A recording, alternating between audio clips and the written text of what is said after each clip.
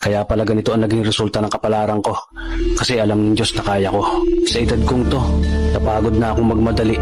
Kaya lahat ng ginagawa ko ngayon, ini-enjoy ko na lang.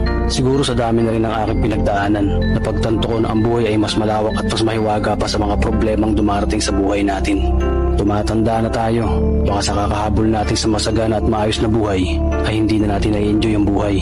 Baka nabubuhay na lang tayo dahil nape-pressure tayo sa sasabihin ng ibang tao. Marami na rin akong mga naging maling desisyon sa buhay, pero lahat yun nagsilbing aral sa akin at natuto ako sa mga pagkakamali ko. May mga taong sobra nating mamahalin at bibigyan ng halaga, pero ibabalik lang sa atin ay kabiguan at matinding trauma. Kaya wag nating lilingunin ng mga taong tulad nila dahil mas payapa kapag hindi ka na interesadong malaman pa kung ano pang balita sa kanila. At wag mong idepende ang sarili mo sa kahit kanino. Tandaan mo, kahit sarili mong anino, iiwan ka din nito kapag madilim na ang paligid mo.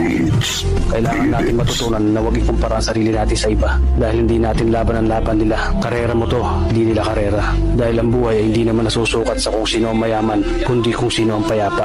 Kaya galingan mo lang palagi tol dahil napakaraming tao mapanghusga, hihilahin ka pababa at lagi mo itong tatandaan.